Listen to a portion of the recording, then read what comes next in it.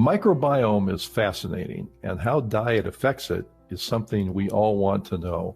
The work of today's guest, Dr. Abigail Johnson, tells us a lot. She's on the faculty in the School of Public Health at the University of Minnesota and is expert on diet and the microbiome and their impact on health and disease. Welcome to the Leading Voices in Food podcast. I'm Kelly Brownell, professor of public policy at Duke University and director emeritus of the World Food Policy Center. Abby, thanks so much for joining us. I'm really grateful you could be with us today. Thank you so much for having me.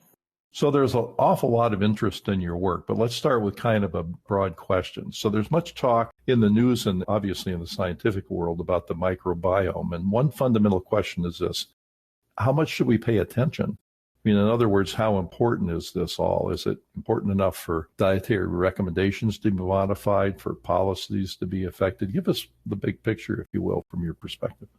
I think it's really important. I wouldn't be studying it if I didn't think it was important. I think that there's so much that we don't know about what all of the microbes that are in and on our bodies are doing that impacts our health. And there's just so much that we don't know at the moment that I think it's very important that we continue to study it. From a nutrition perspective, which is where I spend my time, I think that there is a lot of potential that we could eventually understand how we can use food to change the microbiome. And from that perspective, we might get to the point that we can make recommendations that affect national nutritional guidance, like the dietary guidelines for Americans, for example. I don't know that we're there yet, but I do think that we are learning more and more with every passing year that gets us closer to being able to say some things definitively. Okay, that's consistent with the way I've been seeing it, and it's nice to hear it affirmed by an expert. So your research on diet and health uses, and now I'm quoting from your website, novel computational methods. Can you explain what these methods might involve and how they improve the assessment of what people eat? Yeah, so I did my postdoc with Dr. Dan Knights here at the University of Minnesota, and I joined his lab as a nutrition scientist with very minimal background in statistics, but an interest in computer science. And I told him when I joined his lab that I wanted to learn to code. So I immersed myself in this world of people doing bioinformatics and using computer science and bioinformatics to answer questions about the microbiome. And what I noticed while I was in my postdoc was that a lot of the questions and statistical problems and computational problems that exist in the microbiome space, where people are coming up with unique ways to solve those problems mathematically, are really analogous to issues that the field of nutrition has also been grappling with sort of since its existence. So when I say novel computational methods, I'm often referring to really stealing methods from the microbiome space and applying them to nutritional data, because like microbiome data, nutritional data have these sort of strange qualities that make them interesting from a mathematical standpoint. So to be more specific, I've developed an approach that uses trees. So in microbiome space, we use phylogenetic trees to share information in statistical approaches to understand how communities are different. So if you have an E. coli species and I have an E. coli species and they're actually different species, we can still use the fact that they're both E. coli to understand the similarities between our different microbiome compositions. In the nutrition world, we think about foods as they fit under umbrellas of food groups. And so I've basically stolen the method of using trees in the microbiome and applied that to nutrition. And that's kind of the novel computational approach that I take when trying to understand diet and dietary patterns. Good. That sounds like a real advance. So what are some of the highlights of your work on microbiome and the diet? In my work, I've been able to find signatures. We can pick up the signature of what you ate in your microbiome, the way your microbiome changes. We can link that back to your diet on a daily timescale. So if we have information about what you ate in the 3 days prior to providing a microbiome sample, then we can make some prediction about how your microbiome is going to change the next time we sample you. So I'm not really good at predicting how it's going to change yet, but at least if we have the data, we can link you up with your diet and understand that the changes that happen in your diet show up in your gut microbiome. Also, being able to identify to some level of specificity how much of the variation in microbiome, be it across populations or within an individual, can be connected back to differences in dietary intake. That work that you're doing on assessing using the microbiome as a measure of what people eat is a real advance, isn't it? Because, for so many years, the nutrition field has relied on people's reports of what they eat to make judgments about the relationship between diet and health and even individual dietary recommendations. But it's hard for people to be accurate about that. So having something like this could be a real breakthrough, couldn't it? Yeah, I'm really hopeful.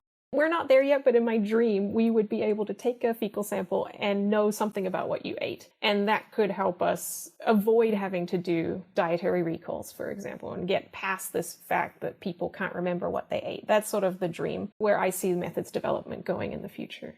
One of the titles of one of your papers really fascinated me, and the title is this: U.S. Immigration Westernizes the Human Gut Microbiome. That's really fascinating. Could you tell us more about that study? Yeah, so this was a study, again, that took place in Dan Knight's lab at the University of Minnesota. It was led by Pajal Vangay, and she's an incredible computational scientist and food scientist, and she's also a second-generation Hmong immigrant to the United States. And so I was lucky enough to support her work. She was the one who led this study. And basically, the study looked to see if you collect microbiome samples from groups of Hmong and Karen immigrants. There happens to be a large Hmong and Karen immigrant population in the Twin Cities in Minnesota. And so they asked, could we collect microbiome samples from these groups of people? And many of them came here during the Vietnam War. So there is a time course. We've got first generation and second generation immigrants. And so they collected samples from first generation, second generation immigrants, as well as PJ went and visited a refugee camp and was able to get samples from people who were still living in Thailand, follow a small group of people who actually moved to Minnesota during the time that she was collecting data. So got this rich data set as well as information about diet from all of these people who participated in this study. And we were able to see a trend toward the microbiome changing from the Thai sort of looking microbiome to a more US looking microbiome when we compared across this continuum to people who were born in the United States. It was really cool. And the first question that everybody who sees this data asks is, well, it must just because of dietary acculturation, right? You move to the US and you start eating Big Macs and burgers, and that's what changes your microbiome. And what we actually found, which is very interesting, was that the dietary shifts didn't really account for that much of the changes. We were able to contribute about 16% of the change in variation that happened in the microbiome to changes in diet, so dietary acculturation. But it wasn't as much of the variation change that we expected we would find. And it leaves a lot of questions out there about what is causing changes in the gut microbiome when you move to a new location. Is it because of the food? We know that some of that can be explained by food, but there's also this unexplained variation that we're still interested in figuring out what's driving it. Boy, you're right. That's a very cool result. And I was going to ask about the acculturation issue, because I know when people move from one country to another, their food habits are some of the things that will live the longest in the new culture. And so the fact that you're not finding diet to be 100% responsible for that finding is really interesting. So is there speculation about what it might be? Yeah, we have some theories. We speculate a little bit about, could it be environment that you live in? Are there microbes that you're coming into contact with in your environment? Microbes that you're coming into contact with by interacting with new people, living in new spaces, going to work in new environments. Could it be that there was something that we didn't measure? Like, were you given a lot of antibiotics or antifungals at the time of immigration that we didn't capture properly? We did capture information about antibiotic exposures, but maybe not enough information. Or is there something about the water that you drink when you move to the US that's different? Those are sort of some of the theories that we had around what might be explaining some of the variation.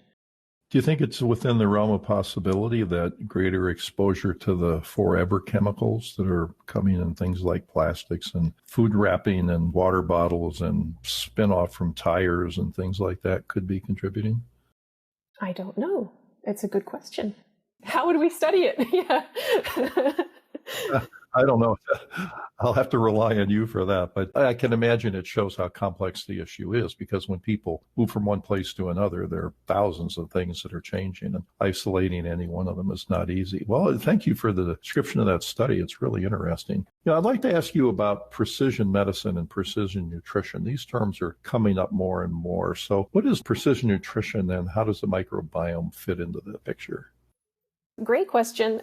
Precision nutrition is a really interesting and exciting concept. In clinical dietetics, if you asked a clinical dietitian, they would tell you that what they do is already precision nutrition. They work with patients who are trying to control their cholesterol or manage their diabetes and their blood glucose, and they provide personalized dietary recommendations based on what that person usually eats and what they want to see change in their biomarkers, for example. So if you talk to a clinical dietitian, they will tell you that they already do precision nutrition. But what I think we are starting to move towards, and what the excitement is around, is that precision nutrition could be using big data to do that type of individualized nutrition advice for big groups, almost population level nutritional recommendations. And where the microbiome fits in is that there was a pivotal study by Zevi et al. That linked changes in blood glucose response to foods to individualized signatures that were in part informed by the gut microbiome. And so there's a lot of excitement that understanding the gut microbiome might help us to better provide precision or precise nutrition recommendations to people with big data. That's how I conceptualize precision nutrition right now. So for the people listening who may want to do everything they can to have a healthy microbiome, what are the dietary things they might consider?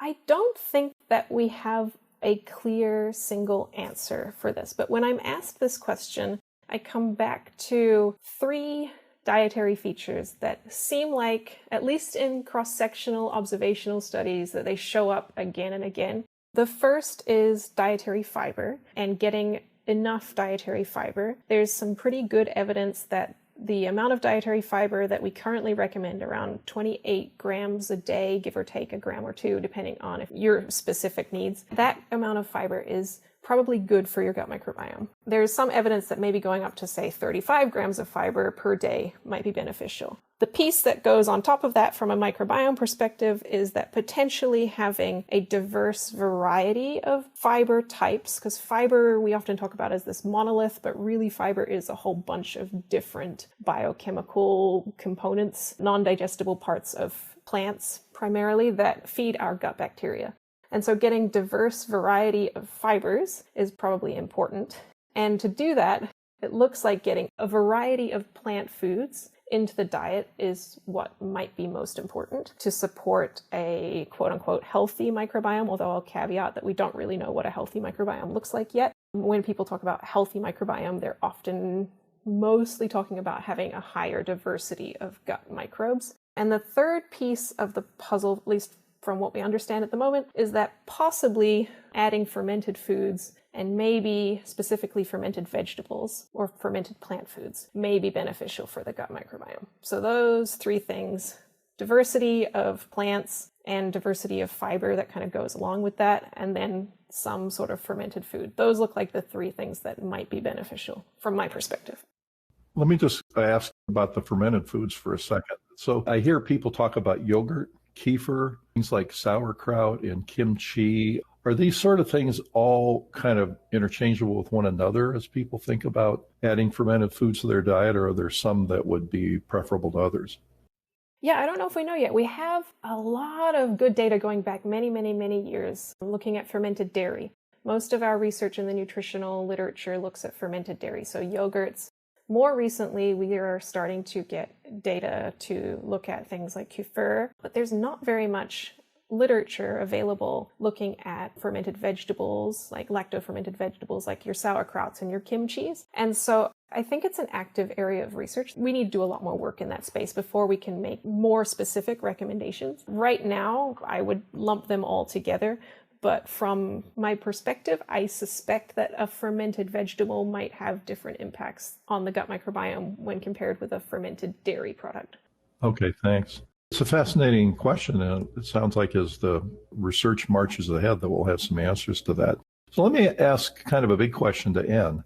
So it strikes me that there's real cause to be optimistic here, that there's a kind of a whole new level of understanding about diet and health, and the microbiome is playing a big role in that. And we might be headed toward the point where there are some policy priorities that would be in place or some dietary recommendations. Do you think it's too early to be thinking about those, or are there some things we could say now? I think it might be a little bit too early. I think what we really need to do as a field is to make sure that we are thinking about everyone when we're doing this research. And by that, I mean that we're enrolling diverse groups of people into our research studies so that we're not only learning about precision nutrition and the microbiome from this white American-centric approach. And then I think once we have a diverse data pool to look at, including different eating traditions that are not just Western eating traditions, then we might be able to make some of these steps towards enacting policies or making recommendations at the population level that incorporate some of these precision nutrition or microbiome targeting approaches. So I think first step is just making sure we're doing really solid research that doesn't leave anyone out, and that we're not just doing precision nutrition for people who have a lot of resources. Well, thanks, Abby. That's really helpful to have your perspective on that. It's going to be so interesting to see where all this work goes. And we look forward to keeping updated on your work as it proceeds. So thanks so much for being with us today. Thank you so much for having me. Our guest today has been Dr. Abigail Johnson from the University of Minnesota School of Public Health. Thank you for listening, and special thanks to Deborah Hill for her great work as producer of this series. If you'd like to subscribe to the Leading Voices in Food podcast series, you can find it on Apple Podcasts, Google Podcasts, or your favorite podcast app. Podcasts and transcripts are also available on the website of the Duke World Food Policy Center. This is Kelly Brownell.